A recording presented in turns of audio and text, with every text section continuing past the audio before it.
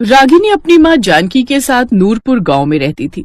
रागिनी के पिता की मौत कई साल पहले ही हो गई थी। तब से उसकी माँ ने ही लोगों के घरों में बर्तन धोकर उसका पालन पोषण किया। अब रागिनी 20 साल की हो गई थी, इसलिए वो भी कुछ न कुछ काम करके अपनी माँ की मदद करना चाहती थी। एक शाम जब वो बाजार से लौट रही थी तो उसकी नजर बाजार में सभी ठेले पर गई। चाय, समोसा, भेलपुरी, गोलगप्पे, ये सब तो है इस गाँव में। इसके अलावा मुझे कुछ सूझ नहीं रहा। अब मुझे कुछ काम ऐसा सोचना होगा जो सस्ता भी हो और लोगों को पसंद भी हो। तभी उसकी नजर सामने दुकान पर लटकी मैगी के पैकेट पर गई। उन्हें देखते ही उसे एक आइडिया आया और घर आकर उसने अपनी माँ से कहा, माँ, मैंने सोच लिया है, अब हम मैगी बनाकर बेचेंगे। मैगी? लेकिन तुझे लगता है लोग मैगी खाने आएंगे? हाँ माँ, एक बार जब मैं शहर गई थी तब मैंने देखा था मैगी के ठेले पर काफी भीड़ लगी हुई थी। मैं भी मैगी बेचूंगी, हो सकता है हमारा काम भी अच्छा चल पड़े। ठीक है, कोशिश करके देख लेते हैं। वैसे भी मैगी का ठेला लगाने में ज्यादा खर्चा भी नहीं है। रागिनी की माँ ने बचाई हुई बचत से कुछ पैसे रागिनी को दिए, जिससे रागिनी ने जरूरत का सामान खरीद लिया और अगले दिन से ही उसकी मैगी का ठेला लग गया। उसके एक ओर चाट का ठेला था और दूसरी ओर भेलपुरी का। अब उसने अपने ठेले पर मैगी के पैकेट लगा दिए, जिससे उसके पास ग्राहक आने लगे। एक वेजिटेबल मैगी देना और मुझे सादा मैगी। अब जैसे जैसे ग्राहक मैगी मांग रहे थे वैसे वैसे रागिनी उनको मैगी देती जा रही थी। मैगी की खुशबू से लोग उसके ठेले की ओर आते जा रहे थे।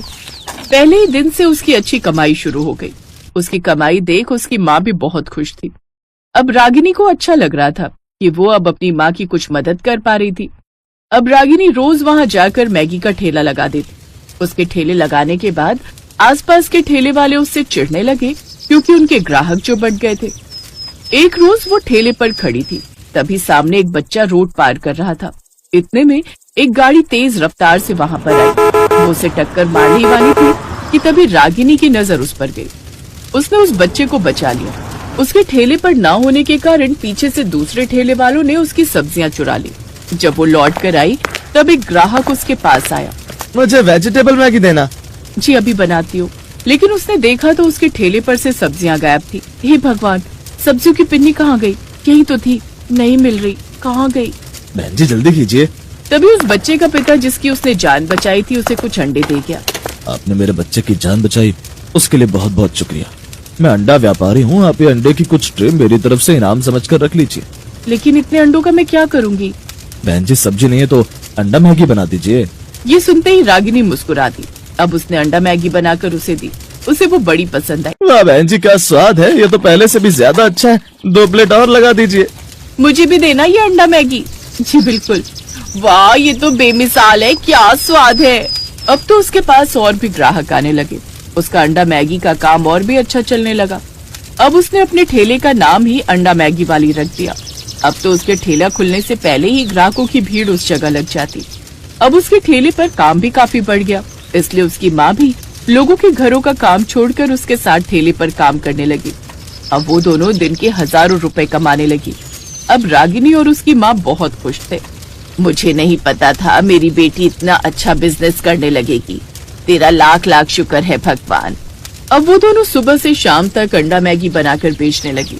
साथ ही सादी और वेज मैगी भी बेचती, लेकिन अंडा मैगी उसके यहाँ सबसे ज्यादा बिकने लगी। ये देखकर पड़ोसी ठेले वाले बहुत दुखी होते हैं। हमने इसका ठेला बंद करने के लिए कितना कुछ किया, लेकिन कहते हैं ना, जब ऊपर वाला साथ देता है तो कोई किसी का कुछ नहीं बिगाड़ सकता। बिल्कुल सही। अब लगता है हमें दूसरे बाजार में जाकर ठेला लगाना चाहिए। यहाँ अपनी दाल नहीं गलेगी, क्योंकि यहाँ तो अब पूरा बाजार ही अंडा मैगी के नाम से जाना जाता है।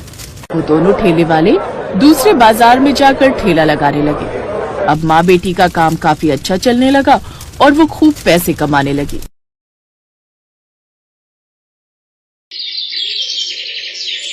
सुमन के पिता एक कुम्हार थे और मिट्टी के मटके और बर्तन बनाकर बेचते थे। सुमन ने 10वीं तक की पढ़ाई पूरी कर ली थी और वो आगे की पढ़ाई करना चाहती थी। उसके माता पिता भी चाहते थे कि सुमन पढ़ लिख जाए। माँ बापू देखो, मेरी 10वीं कक्षा के नतीजे आ गए। मैं अव्वल नंबर से पास हुई हूँ। मास्टर जी कह रहे थे मुझे आगे 11वीं की पढ़ाई शुरू कर देनी चाहिए। हाँ बेटिया, मैं भी यही सपना मन में संजोकर चल रहा हूँ कि एक दिन मेरी बेटी भी पढ़ लिख कर अपने पैरों पर खड़ी हो। बस ये शरीर साथ दे जाए। कब से काम भी नहीं किया। पहले थोड़े मटके और बर्तन बना भी लेता था, पर अब तो थकावट इतनी जल्दी हो जाती है कि कुछ मन ही नहीं करता। आप चिंता क्यों करते हो, ठीक हो जाओगे। सुनो जी, ये लो दवाई पी लो, थोड़ा आराम आ जाएगा। कुछ दिनों से सुमन के पिता की तबीयत ठीक नहीं चल रही थी। इसी कारण सुमन की माँ गायत्री बहुत परेशान थी और एक दिन सुमन और उसकी माँ पर दुखों का पहाड़ टूट पड़ा।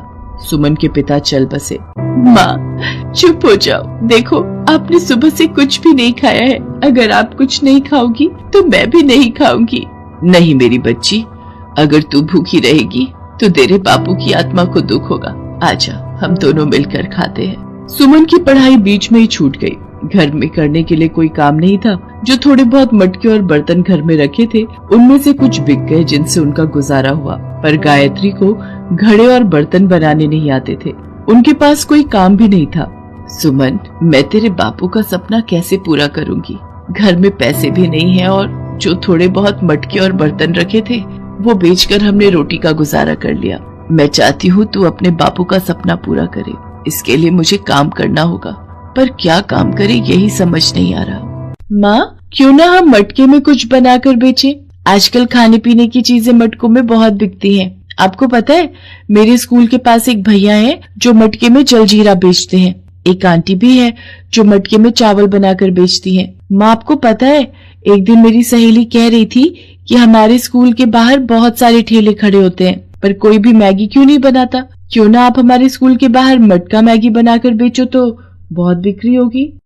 सुमन, तेरा आइडिया तो बहुत अच्छा है बिटिया, एक बार कोशिश करके देखते हैं, शायद काम सफल हो जाए।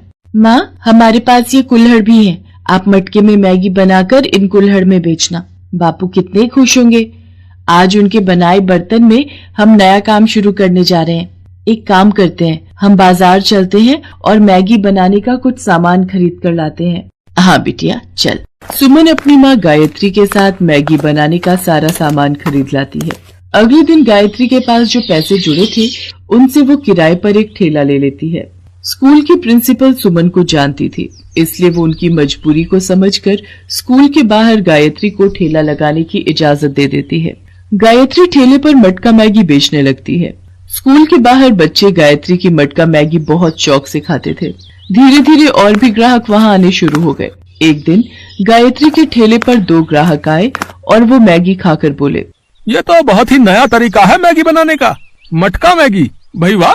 मदन भाई, अगर हम अपने अनाथ आश्रम में होने वाले कार्यक्रम में इनसे बात कर लें तो बच्चों को ये मटका मैगी बहुत पसंद आएगी। हाँ, विचार तो अच्छा है। बहन जी, अगर हमें पूरे 3 दिन के लिए आपको बुक करना है तो आप बता दो कि कितना खर्चा आएगा। जी, आप अपनी इच्छा अनुसार दे दीजिए, मुझे तो इन सब की कोई समझ नहीं है, मैं क्या ही बोलूं। दोनों व्यक्ति गायत्री को 10,000 रुपए एडवांस दे जाते हैं। ये देखकर गायत्री बहुत खुश थी। वो सुमन को सारी बात बताती है। उस दिन से गायत्री ने पीछे मुड़कर नहीं देखा। उस बुकिंग के बाद उसे और भी बुकिंग आने लगी।